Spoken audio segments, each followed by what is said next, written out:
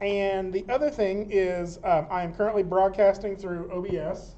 If you want to, no, I'm sorry, Zoom. If you want to pull that up so you can kind of watch along. But everybody has a blocked out shot now for the most part, right? And if we look at our list, like the things we have left to do, like, where did I put that? There it is. Or the sort of our schedule of where we're at, right?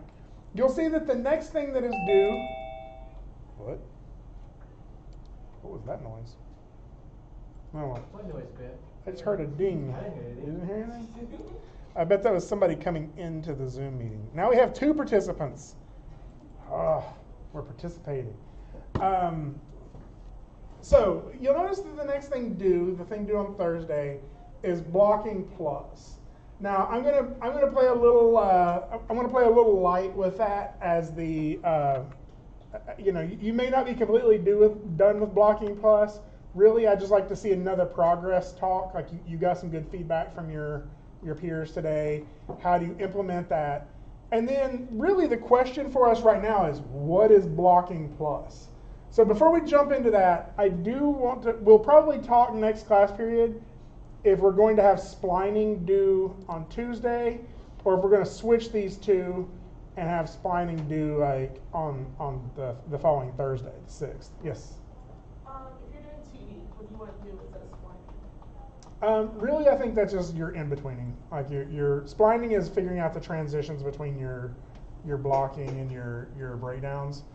So it'll be the same for you. Like really, you're setting more key poses as you're going through your blocking plus, and then once you get all of the key poses you think you need, you'll just start in-betweening. And then I think polishing for you all would be like the inking and coloring part of it. Oh, which sucks. Yeah. Here it was all. It is, yeah, that is not the fun part for most people. No. But neither is rendering. So rendering is actually fun for some people. I don't understand them, but whatever. More fun when the computer does it for you. The computer does it for you while you sleep, and then you wake up and you're like, why did you stop in the middle of this render? And why did you render the wrong camera? I got 5 minutes before class starts, right? Anyway, not to take you back to when I was a student, but so blocking plus, what do we mean by that, right? Really, it's just like it's blocking plus some more, right? It's like your blocking is setting your key poses, your essential poses, but not all of the poses that you need to define are just essential to showing the motion. Right? Some of these are essential to showing transitions. So that's what we're going to be talking about when we're doing blocking plus. One of the other phrases that people refer to this is the breakdown pass. It's how do you find the way that your character should transition between pose A and, and pose B. How do we transition between these two poses, right? And so that's what I'm going to be talking about today. Now, again, these are two kind of exaggerated poses. I like to think of it as character heard something to their right, and then character heard something to their left, right? Like, so it's just a look from one side to the other. Now, if we had this set in auto tangent mode, like not in stepped mode, right? It's actually pretty predictable to know what the breakdown key is. So again, this is pose A, pose B. Your breakdown key is the keyframe that helps you transition, right? So if I went right to the middle of those two poses, what I'm going to get is this, right? Maya, by default, will give me this as the halfway in between those two poses, right? And that's pretty boring. Very boring. Yeah, I'm really kind of enjoying picking on Parker today. Let's see. So, pose A, pose B, our breakdown is how do we get from pose A to pose B, right? And if we were to just let Maya decide that, this is halfway in between, right? It's not very interesting. And when we think about that contrapposto line of action silhouette way of analyzing stuff, Like this has not got a strong any of those. Maybe silhouette is okay, I guess. But line of action, contrapposto, or even like, what is this character currently doing, right? Kind of feels like they hurt their back or they ate something gassy, right? Like, I don't know, like there's something just uncomfortable about this pose. Oh, yeah, I'm doing. Like that tells us nothing, right? And we have control of what this keyframe could look like, right?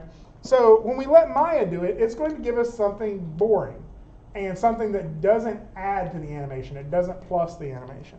So, so what we're going to do is we're going to create another breakdown pose, right? A way that we would like our character to get from pose A to pose B. And this is where your reference comes in handy, but it also is very helpful just because you're a creative person to add your creative thought to this, right? What would make this more interesting, right? So one of the things I could do, like as we saw in the previous one, if you look at the head, it just goes like sort of straight across, right? Just sort of blends across. Instead, what I could do is I could dip the character, and that would give it like a little bit more of a head arc. Right? Now the head kind of transitions from A to the breakdown to B. Right? So just by doing that, just by dipping the character, I get a different reaction. Right? Now I'm exaggerating these poses just to make it clearer for the example, but really that's really easy. Like even if you're just going to have your character looking from here and just turning their head, right? The way they turn their head, this is more boring than like dipping it and like dipping their chin, maybe leading with the top of their head, right? So you can just break up how you transition between those things just to make it a little more interesting. Now, I think it is important to recognize that you can add too much and it will just start to muddy what the action is. So you kind of have to find a happy medium in here. But this one is just sort of set up to make a cleaner arc with the head and make something a little more interesting in this pose, right? This pose now at least has some information about it. You can kind of see the arms dragging behind a little bit, the head's dipped, the hips have dipped before we go into this, right? It also gives us a little bit of contrast. So let's try another one. Like we could create, because I think the thing to realize is there's an infinite, literally an infinite number of choices on how you want this to happen. And these are all creative choices that you're making as the animator in order to convey a different story or a different message of that action, right? So I mean, we could just push the character up, right? And that feels a little bit more like, you know, like a little bit more like he's like exasperated as he's transitioning over. You don't really have to be that quiet, Parker. You're fine. I'm just picking on you. So we got this, like, if we go up in that pose, right, we can make this pose just a little bit more interesting, add a little bit more to the head. It also makes the character feel a little bit more energetic or something. Like, so really, every choice we make is going to affect the way it reads. So this is an interesting thing we can do, right? Our breakdown is halfway between these two keys, and it doesn't have to be exactly halfway, but that's where I put it on this breakdown, right? And I can use that key to affect more than just things like the arc, right? I could use it to affect the timing and the spacing, right? Now, what do I mean when I say spacing? Refresh my memory.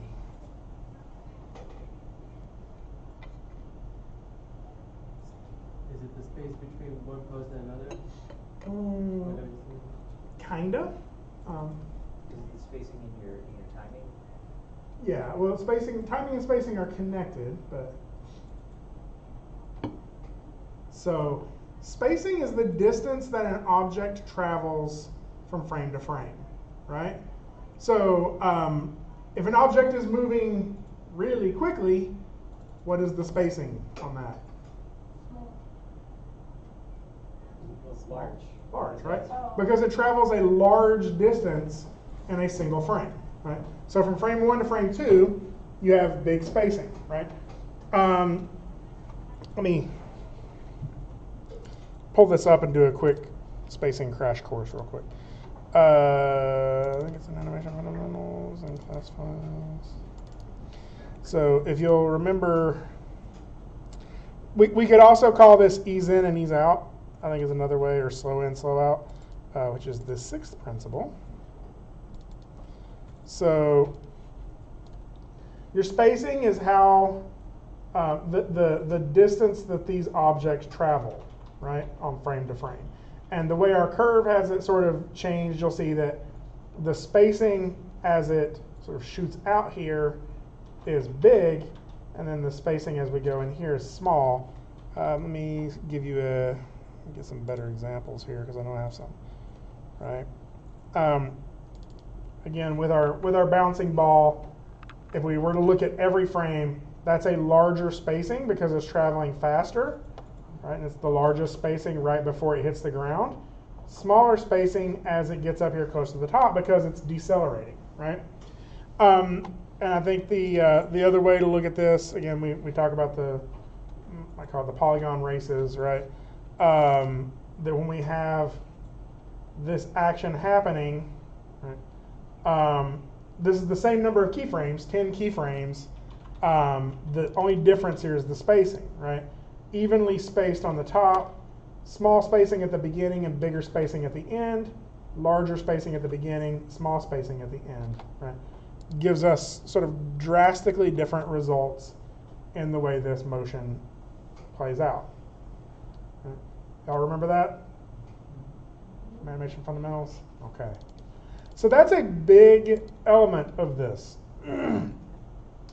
Because we can control our spacing just by controlling where the objects are at that halfway point, right?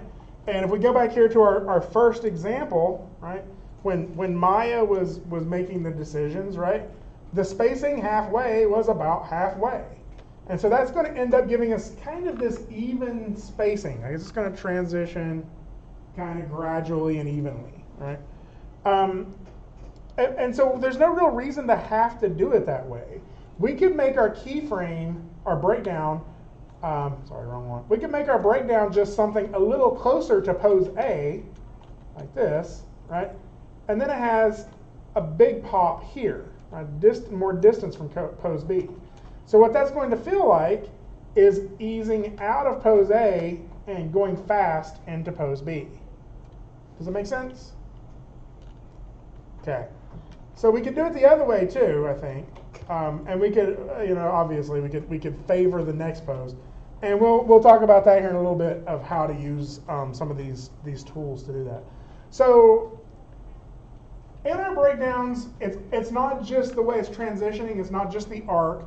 We can also start thinking of overlapping action, right? So you all know what overlapping action is. Who wants to summarize it for me? Basically, overlapping action is when you have your main pose, and you have another thing that's like going over direction. Isn't that also secondary action? So that's secondary action. Overlapping action, the sentence that I like to use is that not everything happens at the same time, right? So if something comes to a stop, that doesn't mean every element of it comes to a stop, right? Like my jacket may keep moving, or my jacket may drag behind. Well, we're going to get a lot of that in our characters too, right? As our character starts to move from one side to the other, like maybe the arms and the head are going to drag behind, but the hips are going to lead, right? So one of the phrases we can use with this is lead and follow.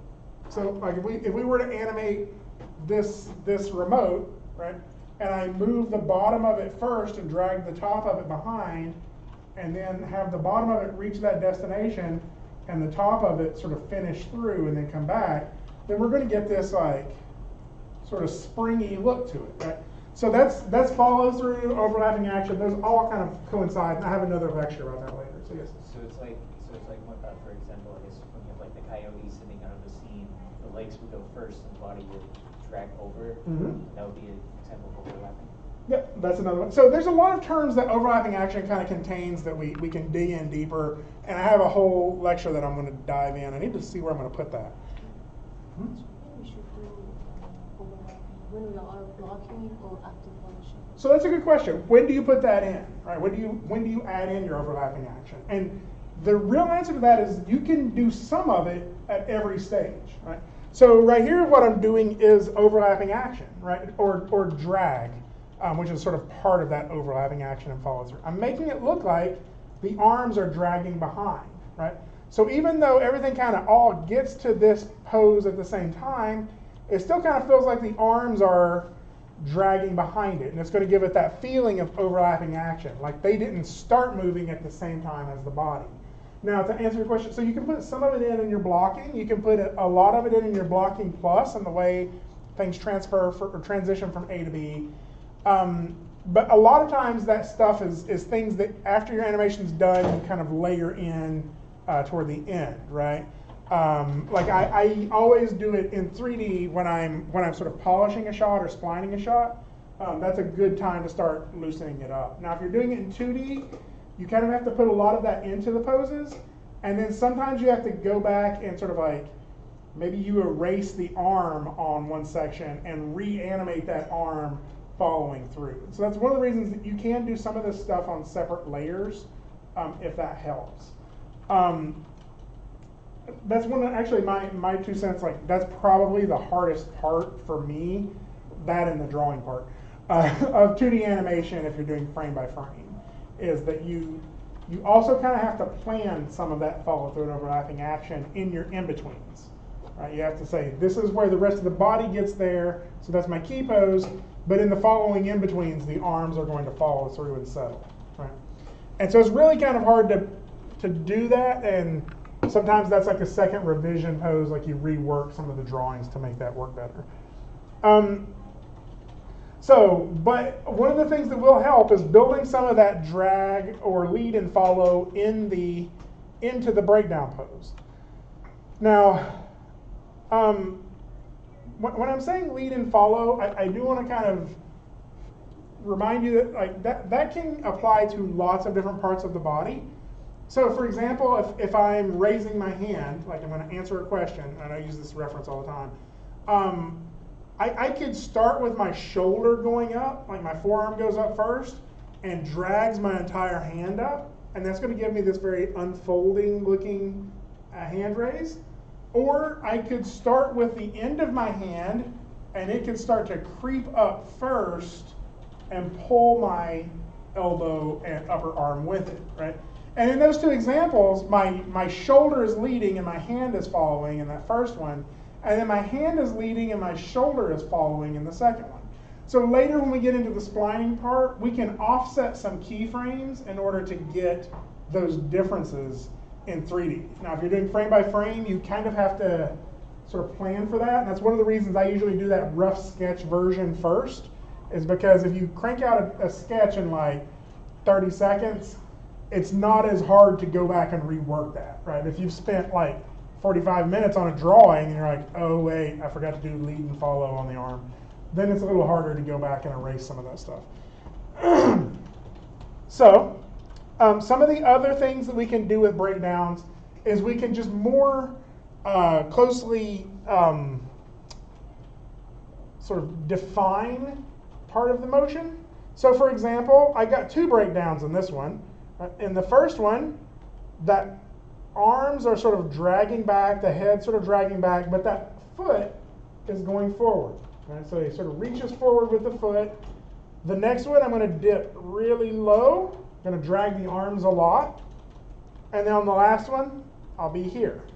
That's my end pose. So I got 2 breakdowns to sort of describe this, like this quick look forward, right? And if you watch that, you'll see it feels like the arms and head are a little looser now because they're dragging behind. Okay, when we talked about lead and follow, we can do that with the whole pose here as well, right? So think of this. Let's say you're having this conversation with a person to your right, and you really are enjoying this conversation with the person to your right. And then somebody over here says, hey, Greg, you'll leave that conversation like this, right? Like the last thing that will turn is your head, because you're really, and maybe even your arms and like your upper body, because you're really engaged in that conversation, right? And so like your lower body's going to turn first, your head's going to sort of follow through at the end, right? And when we talk about lead and follow, what that means is you're leading with your lower body, you're following through with your head, right? Vice versa, right? Let's say I'm having a conversation. I'm kind of not into the conversation, and I hear the voice of my dead grandma from behind here. Like, that's going to get my attention, and my head's going to go first, right? Like, I should have used a different example. Now I'm sad. I miss my mama. Okay, like a friend I haven't seen since college, right? And they're like, "Hey, Marlo, what you doing?" Right? And I'm not really into this conversation. I'll my head may go first. I'll lead with my head, and then I'll follow through. So, my mama was awesome, y'all. I should show you some videos sometime. Anyway, so like obviously that's going to tell you something. That's going to tell you that what's really leading that action is my brain, right? Like, a lot of this is about my attention. Right? And so if I hear that and I'm like, no way, that's that guy I used to be roommates with. Like, my eyes are going to lead it. My head are going to lead it so I can see them quickly. And like, it's almost like my head's ahead of my body, right? And so that's my head leading and my body following through after that, right? So you'll kind of see an example of that with this. Like, in this first breakdown, the majority of the only thing that moves is my character's head, right? They're leading with their head, still kind of leading with their head and dragging lower body and arm sort of behind them to get to this pose, right? And you can see that feels a little more eager, right? Like, what was that noise over there? Okay, so this one's really just to kind of talk about the fact that your breakdown can be an overshoot as well. So what do I mean by overshoot? Anybody have an idea on that one? That your emotion kind of goes past the keyframe and then settles back. Yeah. So like, this is point A, right? This is point B. So what I can do with overshoot is, before I get to point B, I can actually go past point B and come back. And what that's going to look like is, right, it's going to settle past it, come back, right? And so I can do that with this, right? I could go up as like an anticipation for this motion, go past my M pose, and then come back to it. And that's going to feel a little bit more springy. Now, all of these are breakdown keys. All of these are keys that are helping me define the way that transition between pose to pose happens. Right? I'll reiterate that I don't want people thinking that there's only one breakdown key or only a set number of breakdown keys between any action. Right? So I could have a whole bunch of breakdown keys. We could have like a drag or a lead and follow where the foot's starting to lead. We dip down, dragging the arms. We overshoot from side to side to show that he's eager. Right? Go past it, past our final pose upward, and then settle back down into it. Right? So I got 4 breakdown keys there. Let me try that one again.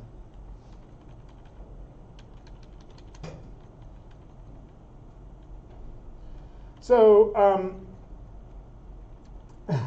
I don't know what I was doing with this one. This one I'm just trying to show, like, there's a lot of exaggeration you can do in this. There really isn't a limit to it. Like, we have very simple keys here, right? But really what our breakdowns are for is so we as an animator can more precisely get us from pose A to pose B in the way that we want to communicate that, right? We're artists. We are making a form of expression here. What is the way that you want to communicate this action? Some of that may come from your reference. Some of it may come as like an epiphany while you're working on this shot of like, you ever see how some people, like when they're trying to explain something, like they kind of do this with their hand as they're like, oh, so I'll tell you what. And like maybe that's something that just comes to you in the last minute of working on this, and you're like, oh, I could do that as my breakdowns. I could have these little breakdown hand poses in there. that's probably not the right example because you are not going to pose the whole body just to get that little hand wag. But there are going to be things that occur to you that will make your shot better, right? And how you communicate that is with your breakdown poses. Now, I think the important thing to remember about this is, like we looked in this first piece here, right? That pose sucks, right? That pose is boring. And even though some of these other poses are like maybe not exactly the pose you would go for, in all of them, I have at least considered contrapposto, line of action, and silhouette. Right? I've at least thought about how to make them better. And remember when I said, like if you look at that really strong demo reel, at any frame you should be able to pause it and kind of understand that pose. It should be a strong pose. Well, this is how you get there. Right? If you have strong key poses, and then you have strong breakdowns, then Maya is going to be much more likely to make stronger in-betweens, right? And that's how you get all of your key poses to look strong. Now, if you are doing this in 2D animation and you're not getting those automatic tweening, what you can consider these are strong roadmaps for how to in-between this, right? Maya or Toon Boom is not going to give you any of those in-betweens for free, but you are going to be able to look back at your previous pose and your next pose and see how to continue with that in order to make your in-between stronger, right? I don't know if I've really said this, by the way. If you're doing this in 2D, you are more than welcome to keep this on 2s or possibly even 3s for like slower motion. So don't feel like you have to animate all the way down to 1s on this. You're welcome to, but don't feel like you have to. Okay, so I do want to show you how to get these. So I'm going to, there's controller, select all my controls. Now I feel like I've mentioned this in other classes, but I should reiterate it here. And you probably were seeing it in the blocking. But when I set a key pose, I set it on all the controls. I think that that's important for you to consider doing. And as Caroline was saying a minute ago, that doesn't mean that has to be your workflow by the time you get figured out, after you figured out your workflow. But right now, it's really going to help you keep your shot organized, right? And so there are probably some people who are not really sure about how to select your entire character. So this is just as an aside.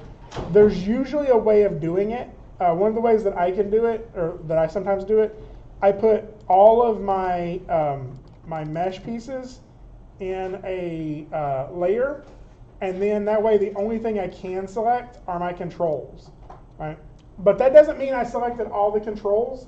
Sometimes there's still controls on other layers or hidden controls that just dragging and selecting is not selecting all of them. In this case, this guy has a selection set here where you can see all of his controls. And you see just by dragging and selecting, I'm not getting any of the IK controls. So if I wanted to select them all, I can click through this and get all of the controls I need. And that's a quick way of selecting everything. I'm pretty sure most of you probably already know this as well, but if you go to your script editor and do edit, clear all, then what I can do is select all of those. And then now this piece of script right here is the script necessary for selecting all of my controls. And so I can middle mouse drag that to my custom menu here. It's a mel script. And now I have a button that selects my entire character. That's my 2 cents. That is going to be a stronger way for you to work on the pose-to-pose process. Just because you'll know whenever you see a little red tick mark on the bottom of your timeline here, you'll know you have everything selected, right? Which apparently I did not, because there's that little tick mark. I think it was my IK control, so I'll go ahead and pull those out there. So with everything selected, S. I'm sure you also have noticed in Maya 2020, you can stretch out your timeline like this a little bit, so it's easier to see. How did you do that? You mean break my rig? Where you, Uh, no, where you stretched it like that. Sorry. let me undo this really quick. I did just mess up my rig. You can just, clicking drag and point. Yeah, you just grab this the thing here and you just change the height of it. Okay, where is it? Just this little line. 9. So let's try this again. There's all my controls. Yeah, I got them all.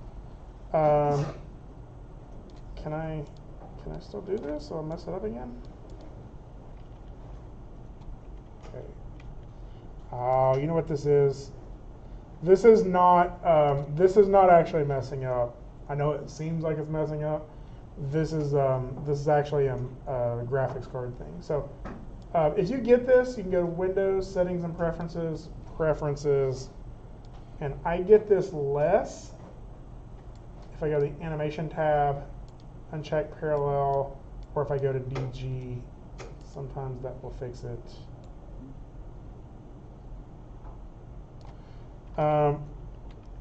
Yeah, it's just the way it's being processed to the graphics card, and so it's processing certain things after it moves the character, so it just kind of messes it up. So I wanted to show you how we can use that that tween machine tool that we had the other day, how we can use that to set better breakdowns, right? So again, I'll show you where that's at and how to install it. If we go up to the DIGM classes, Greg, character animation, resources, I'm going to grab this Tween Machine 3.0. This is free out on the internet as well. Copy it. I'm going to go ahead and put this on my desktop. You may have to put it somewhere else for yours. Oh, apparently it's already on my desktop. Let's get this file. Yeah, here we go. It's already got the Tween Machine over here extracted out, right? Go ahead and open up Maya, get that folder open again. So if I go to my script editor here, and go to Edit, Clear All, and that just sort of clears it out. I'm going to go to the Python tab, and I'm going to drag and drop this Python script in here. So if I go to Python, it's this Tween Machine right here. If I drag and drop that right here, it's going to put the entire text in this. And then this is the script. This is what is actually happening when we fire off the script. So that's one of the cool things about this is if you're wanting to learn how to script, you can go through this and see, like learn from it, right? So I'm going to hit Control A to highlight all of that text, and then I'm going to middle mouse drag it up here. So now I have a button right there that will open up Tween Machine, right? And if you want to, you can right click on it, go to Edit. This is what I like to do. And under Shelves, I can say Icon Label, Tween. Let's give all shelves. So now I got this little Tween Machine button here. So with all of my controls selected, even if I'm in stepped mode, I can go halfway between. I'm just going to go ahead and open up the Tween Machine. And I get this, right? So we already seen that pose A, pose B, right?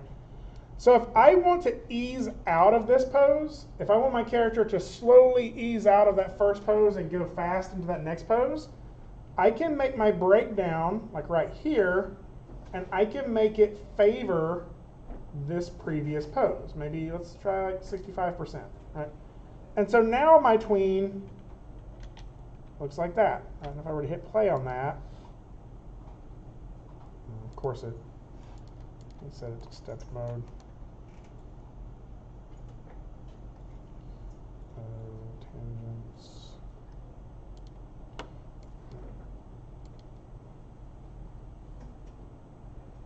Right?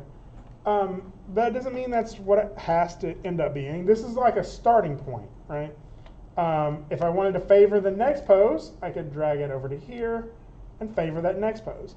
So this gives me a starting point for my breakdown, right? And that's one of the ways I use it. Now, one of the cool things about this, let's say you wanted a moving hold, right?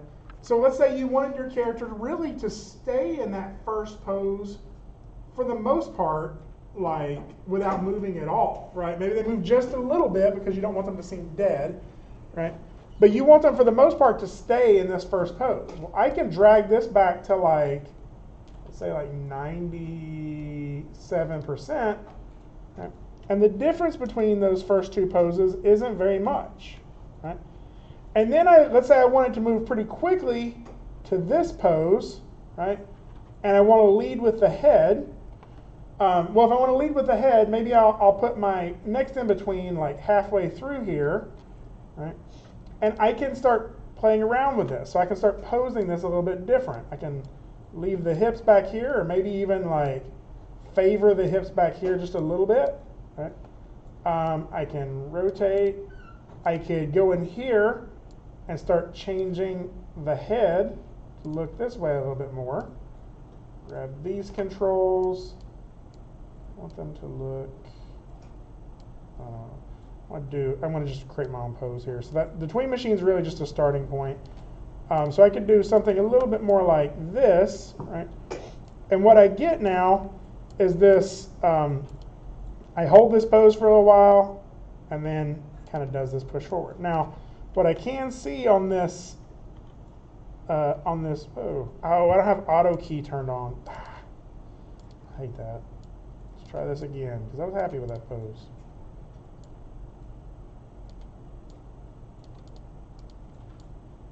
With the head, maybe lead with the arm just a little bit more.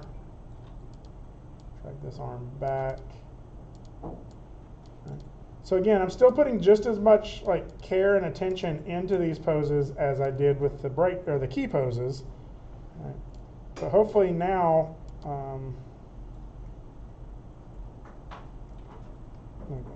we're getting that feeling of the character leading with the head and then following through. Right. Okay. Is this making sense on how to craft these? So to continue on with what we were looking at last class period, that shot that I was working through, right? So this is actually still up on the resources folder if you want to watch through them as well too, breakdown time lapse. So I'll show you the blocking first. This is where we were at the end of last class, right? And we got, when it's an auto, we're seeing that weird messed up flip. Again, don't sweat that too much. We're gonna fix that. But this is what it looks like in stepped mode.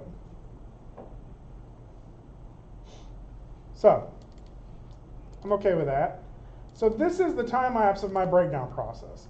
So you're going to see what I'm doing is I'm going to each of these key poses, and then I'm using this tool to start setting my my breakdowns, like my keys that allow me to transition between them, right? Sometimes I'm using the tween machine, sometimes I'm just manually setting them. The tween machine is not going to do any of this for you. It's a tool that you will use to assist you in posing, right? And so again, you're seeing that I'm still thinking about the silhouettes. This pose I'm doing right here is just right as she comes onto frame, right? And I want to make sure that I'm leading with her hand, so we're able to see that. So if you watch this, like her hand is in view. I'm posing her hand to make sure that the first thing you see is a good silhouette of her, right? Even if it's just her hand and her nose. I'm breaking down this run cycle to get it a little bit more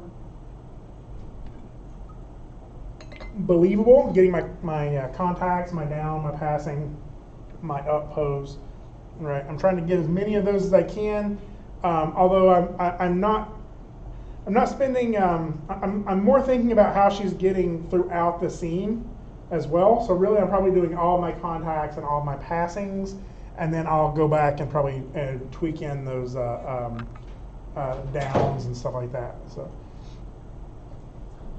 And again, you'll see this in every step of it. I'm trying to make sure that these are strong poses, and I'm referring back to the reference. So in the reference, look how high up that foot gets, right? So if I'm looking in his reference, he's literally like kicking himself in the butt, right? I can't even do that. But and so I want to push that and make that sort of a clear element of it. Part of the reason for that is he knows he's going to have to flip that leg out as fast as he can to catch himself on that tree. And so this is sort of the squash pose right before the jump. This is the anticipation. Again, you're seeing I'm really pushing those hand poses and for a clear silhouette in all of this. And I'm in my perspective view, I'm tumbling around a lot so I can kind of understand what's going on in the shot. I make sure that the character, I definitely want it to look good for my render cam, but one of the ways you can do that is to make sure that it's actually accurate from all angles, right? So yeah, this is a really hard part for me, is getting this character up this tree, the momentum feeling like it's believable as she sort of goes up that tree. I really like some of these poses though. I'm really, really happy with how some of these turned out. So, goes up the tree. This turn is kind of challenging because she has a lot of this momentum that's happening, and she's getting a twist. And the interesting thing about it is if you look at her right leg, or I guess, yeah, is that her? No, sorry, her left leg, her left foot. She actually, while supporting herself on that tree with that one foot, actually has to twist on that toe. So I think that shows you a little bit about like where her weight is. Like the gravity isn't completely pulled her against that tree yet, so it's kind of a jump that's being guided by the tree. The way she turns around here was a little bit of a challenge because I wanted to make it look realistic. I want to also keep the consistency on those masses, like her hips, her rib cage, her head. I want to make sure that those are all staying kind of consistent in the way they transition from pose to pose. There we go. And again, trying to just think about the silhouette.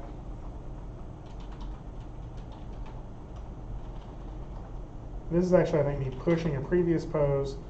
So she gets up to this point, and her head, looks like she throws her head down first, and then her hands and arms kind of follow through after that, where she slings them down at the ground and pushes her butt up in the air.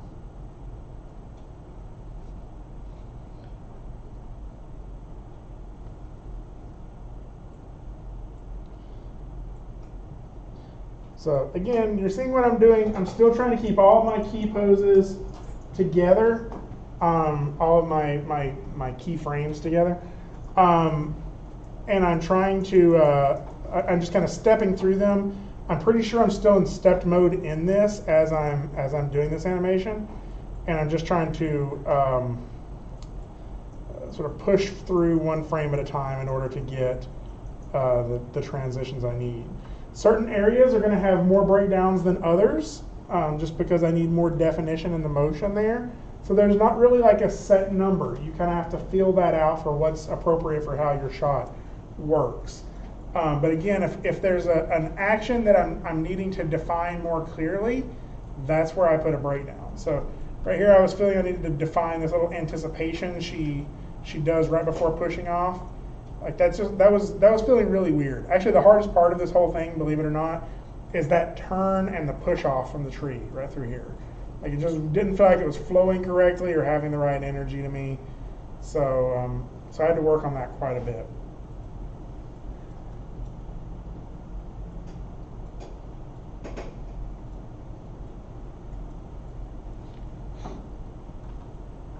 So this is where I'm adding a little bit more of that follow through as she hits the ground. And so she hit the ground pretty hard in the previous frame. I wanted to feel like her arms and her head and chest sort of follow through after that. And then this is right before she pushes herself back into that little hop back that she does.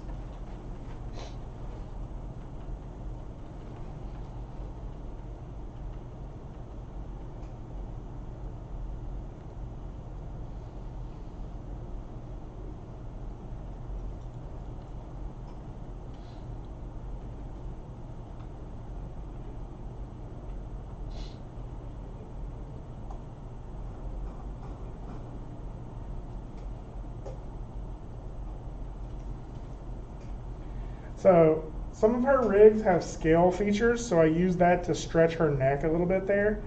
I think that that's an important note, is that your spine doesn't really stretch a ton, But you can scrunch together, right? And what I'm really trying to think about in some of this is the distance that the pelvis and the chest, like the pelvis and the rib cage, are from each other. And if those get closer to each other, it's going to feel like the torso squashes. And if those get further away, it's going to feel like the torso stretches. The same with the head and the rib cage. The distance those are, it's going to make it feel like the neck is squashing and stretching. So, and a lot of this here, where she's just kind of settling at the end, is just some additional keyframes to get that settle and like let it feel like that momentum is coming to a stop at the beginning of it. All right, so one of the things I wanted to look at, that was the whole video, 10:33 a.m. So that was almost exactly an hour's worth of breakdown that I did on that. I actually really like the breakdown process myself. It's a lot of fun, and it lets you see the problems that you had when you were creating your keyframes.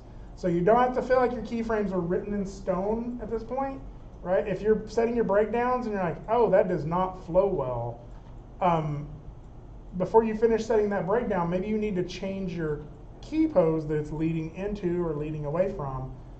That way you can get a better transition, right? This will help you sort of discover some of the mistakes you made when you were posing. But I just really love this part. Like, for the most part, after this phase, I will be able to see what I really want my animation to look like. And that is, for the most part, this. Like, when I watch it, like, all right, yeah, I'm really digging how that's looking. Right. Now, here's the hard part about it. Like, even though I like that, that's not what my animation looks like yet. Right? I can feel the energy of it. I can feel the timing of what I'm wanting. Right? But when I actually go in here and watch it in splined mode, like when I take it out of stepped mode, it's still kind of ugly. Right? It's still got a lot of issues with it. Right? That's what we're going to go into next class period. That's what we call splining. That's where we're going to go into the graph editor finally and start learning how to make these transitions. Like, hopefully we have enough keyframes in here that this animation will make sense once we go to splining. And the rest of it is just sort of cleanup of how those transitions happen. Right? If you do a really good job in your blocking and your breakdown pass, splining is just easy. Like, it's just kind of busy work. You're just in there messing around with some curves, making sure some things aren't broken, offsetting some stuff a little bit, and your animation just starts coming together. If you kind of rush through the blocking and the breakdown phase, you have a lot more difficult of a time in the splining phase. Okay, any questions? So I'm going to try something a little different on this phase. Because there are so many people who have taken this class before, do you all have any advice to give on this phase, on the breakdown part? The breakdown? Like, once it's, you can get it really good. Like for a long time I thought that a lot of the work was in the splining. But like you said, if you get the breakdown really good, the splining's easy. Mm-hmm. Like, I don't know, I made it really hard for myself for probably 2 years. Yeah. Because I tried to do most of the animation in the graph editor for some reason. Well, and I'll say that that's a workflow thing, right? Not everybody works the same. Some of you maybe are more happy in the graph editor, and you, every animator sets a different amount of breakdowns and like does different levels of it. For me, I think that I'm probably medium level breakdown, right? I know that like some of the animators from Blue Sky, I've heard them talk before, and they will set a keyframe every 2 to 5 frames. Like they are keying this thing to death. But it's really solid looking in their breakdown pass, and then when they hit spline, it's just done. Right? Like it's like, oh, pretty much done. Now I got to tweak a couple things. We're finished. Right? Other places, other people, I've seen Demos, I think it's Viralis, is how you say his name. I've seen how he animates. He used to animate a lot for DreamWorks, and he would pose a little less. Like he would break it down a little less, and do a lot more work in the graph editor because he just manually put stuff in there. So I agree with you, Parker. That's how I like to work too. I know that you're going to, like, really the whole point of being in school right now is this is a safe place to make mistakes. You're going to make mistakes on this for what works for you, right? You're going to like overpose a shot one of these days and be like, I have a breakdown every 2 frames. And then somebody's gonna be like, that keyframe looks wrong. And you're like, that means I have to replace 30 frames, right? Like you have to, and then some people are gonna be like, I moved into the graph editor too early. Like you're gonna learn from this, and by the time you're coming through it the second, the third time, you're going to start narrowing down the way you like to work. Other people want to chime in on that? Like, does anybody work differently than this? For me, I like to find key poses, and then, unlike Caroline, I like to set the keyframe for all controls for like key poses. Then when I get into like the blocking plus, I get into between poses and just move like an arm just to get that nice drag that I wanted. That's how I do it, and it's a bunch of keyframes, but that's how it is. But you're keyframing like system by system, right? Yeah. Like, so I would say that is a way of working. I would say try it like this first, just because this will prevent some of the oops, I forgot to key that like issues that you might have. But I do that sometimes too with like, I will sometimes block everything out, setting keyframes on everything, and then I'll go through and delete big sections of keys on the arms and re-block those, re-break those down to get just specific actions you want, right? Really what this is though, this blocking breakdown method is an organization technique. So other comments? I was going to say, keep it in step mode. Like once it looks good in step mode, then that's when you kind of start the splining. Like I'll use the splining mode starting out if I have a few, just like, because then like when you try to figure out the timing of it, it's just so slow. It's like like. Yeah. And I'll use splining for that, but then like once you get enough poses in there, keep it in step mode as long as you can. It's like flipbook. Like when I went to 2D and started using 2D in Photoshop, you know, that's how you knew. I mean, it's different. Like you don't have the splines to connect all of your frames. Yeah. Does that make sense? No, I know what you're saying. Everybody else kind of getting what he's saying? It's like sometimes the splining will give you some stuff for free on those first few key poses, and then you can switch over to step mode. That's why that enable stepped preview is really beneficial when it works. It may mess up some of your rigs. Anybody have that issue yet? Try it and like Oh, does it mess up Franklin? I don't know, maybe it's just me. I just didn't like Franklin. Oh, yeah. It messes up Malcolm. It'll mess up his yeah. face, and it sucks. Yeah, that sucks. And then you're looking at this weird, goofy face for days. So it won't mess it up if you manually set it to stepped. Like if you just select all your keyframes and set it to stepped, and then you get to see what animating was like back in 2002, before enable step preview existed. So I will acknowledge something here that I think is important that we all acknowledge. Animation has long stretches of time where the process sometimes is not rewarding, right? Like it's like, it's not that it's miserable. It's just like, I mean, like It's miserable. it can be. I thought it can be. Right? And really, I think what I would say is worth your time is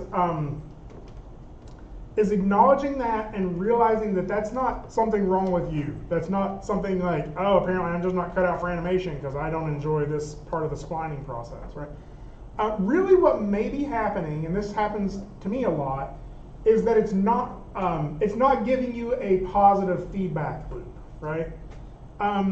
Like, think of modeling instead, right? With a modeling, let's say you're gonna model a hand, right?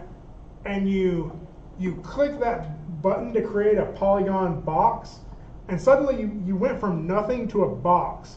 And you're like, I'm making so much progress, right? It's huge, it's a huge step forward, and you feel that positive feedback loop. It's like, yeah, I'm closer to a hand, right? And then you like subdivide the hand a few times, and you like grab 4 polygons, and you extrude them out for fingers, and you're like, yeah, now it's starting to look more like a hand. Like it's like you get this feedback loop of it getting better every step of the way, right? There are big stretches of time in animation where you will work for hours and you'll watch it and you'll say, I don't know if that got better or not. I think it may have gotten worse, right? And that can be really discouraging, right? Yeah. It's funny, but it's true. It is, isn't it? So I will say, like, I'm sure, like, there are lots of jobs that are like that. And modelers, I'm sure, have their version of it. Really, what I like to call it is you hit a wall, right? And every challenge will do that, right? But for modeling, it may be like, I'm going to model this photorealistic face. And you don't hit that wall until 3 hours into working, where you're like, okay, I'm really close. I have eyes, I have a nose, I have a mouth, but this just does not look like Jim Carrey. Why is this not looking like Jim Carrey, right? And you have to push past that wall to sort of break that, like, that challenge, like to overcome that, like, that hurdle, get up to that next plateau. How many different metaphors can I use in one sentence? But it's like, you hit this wall and you have to decide, like, it's a challenge to get over that wall, right? Animations just happens very early, right? And that's, I think, part of it is, like, it's not like I set one keyframe and suddenly, like, look, it's an animation. Like, yeah, it's moving, but it doesn't look like anything believable, right? And we start to notice that, like, it takes a little bit of work before it even starts to remotely look like the thing you wanted it to look like. And if that takes too long, sometimes we just want to give up on it, right? It's like, you're not rewarding me fast enough, animation, right? So find ways of making this rewarding for yourself. For me, that's what I just did. Like, I was really happy if I looked at this in stepped mode, right? I'm like, oh, that is looking very much like what I want it to look like, right? If all I could see of this was how it looked in spline mode, all I would be able to see is all those mistakes, right? That doesn't feel gratifying for me to watch. And so I think that that's important for you to find the things that make it feel like an accomplishment to you. And some of that may just be looking at the individual key poses, right? You may have one really strong key pose. Well, stop on that key pose and just, like, that's a nice pose. I feel good about that. I did that as an animator. I posed that well, right? And that will give you, like, a little bit of that, is it endorphins that keep you coming back? Like, it'll give you a little bit of that, like, yeah, right, to keep going, right? And you can start forming this positive feedback loop. It's going to get worse once you get into splining, because splining you will work in splining for a while. I'm sure you've realized this, and then you'll look at it again and be like, I don't know if that changed, right? That doesn't look different. Well, one of the tricks to that is to not save over your play blasts. Play blast out what it looked like when it was in stepped mode or when it was in blocking mode, right? And then when you work on it in splining for a while, watch it again. And it may not be a huge improvement, but, like 5 minutes of splining and you hit play, you don't always notice a difference. After an hour or so, you'll start to notice a difference, and it's just giving yourselves little pats on the back, little rewards as you go to say, keep going. You're going to get it there. It just takes a while. Is that making sense? Yeah. So what I'd like to say, let's look just briefly. I'm almost done here. Let's look briefly at our schedule. I still want to aim at having some breakdowns to look at next class period. I know you may not feel like you are finished with blocking plus by the time you get in to look at the homework next class period. But you'll be in the process of it. You'll have, hopefully, your key poses cleaned up, and you'll start setting some breakdowns to get, like, to define a little bit more of that transition in there, right? And so we'll look at that. Since it's probably not going to be drastically different, it's going to be a little bit different. We may make the critique a little shorter next class period. How are you feeling about this, though? Is this helpful, having these, like, talks at the beginning, going into the lectures after?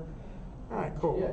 I'm going to try my best to keep the lectures as brief as I can. I know, like, there's a lot of stuff to cover in the beginning, and so this process lectures that we're looking at right now, like, they're going to be a little bit longer. I'm going to try not to keep it to the end of class every day. So Any other questions? Any other comments from people who've done this before about the process, about any of this, about the challenges you ran into? I do think that it's good to keep having critiques from other people for like a fresh new pair of eyes. Because in the beginning, the first time I took character animation, I wasn't shy, but I was kind of slightly ashamed of showing people my work. And you know, you already know the end product for each of my projects. It wasn't as satisfying as I would like to be. Yeah. And you know, if I have somebody else like tell me that I need to push something more, or you know, add more keyframes to this so I can have a nice drag or something, you know, it would be nice to have more critiques. Yeah, like full class critiques, or like what we're doing right now in the. This is what we're doing right now. It's pretty good. I'm very active in my group at LAC, because like I think it's great. it's also helpful for me because like even if I'm like taking this for the third time, I get to learn more about it. Mm-hmm.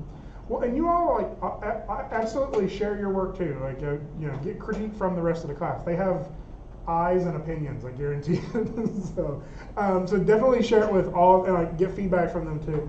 Hopefully it's helpful. Just I think the biggest, most helpful part of this is not working in a vacuum, and the fact that you all are talking about animation, like you are having these conversations, and like everybody's going to learn animation in a slightly different order.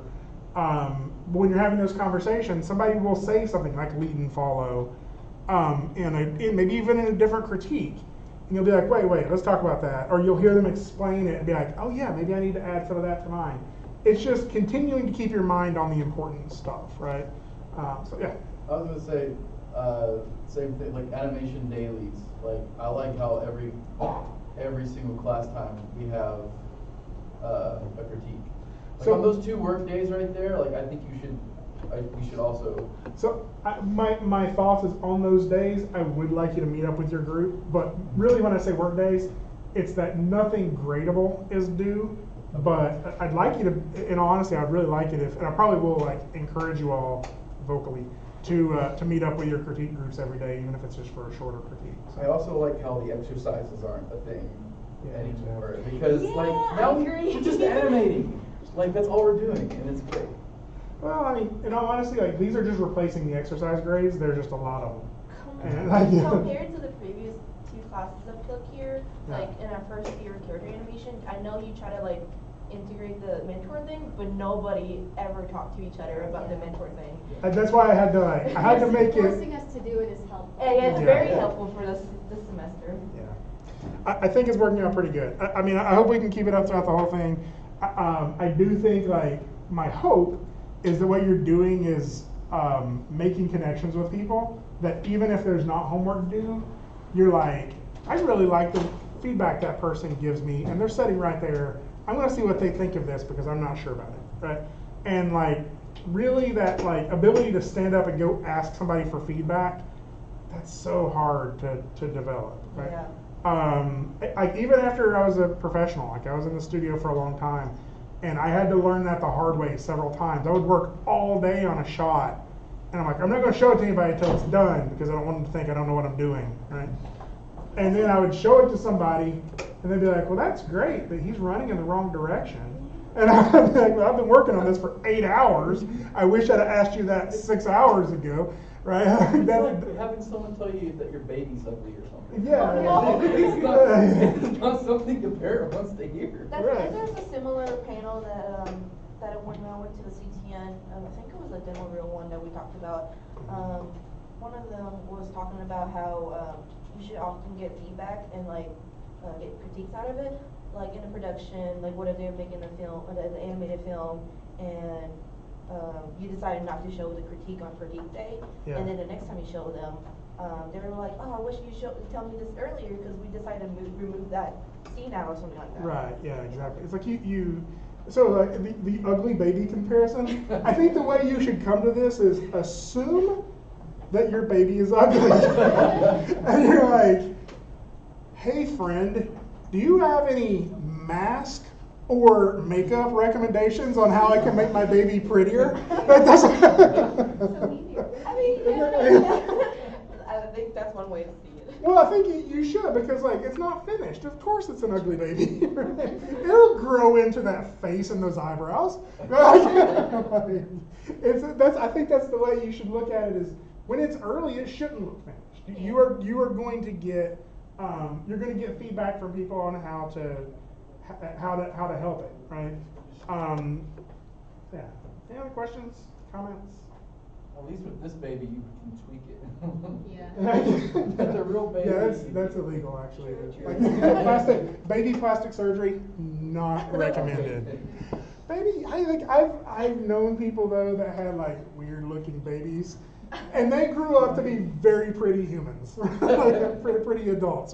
So yeah, just give them time. It just takes time. Trust the process. Give them lots of protein and fiber. They'll turn into something. This analogy is going off the rails, so I'm going to stop now.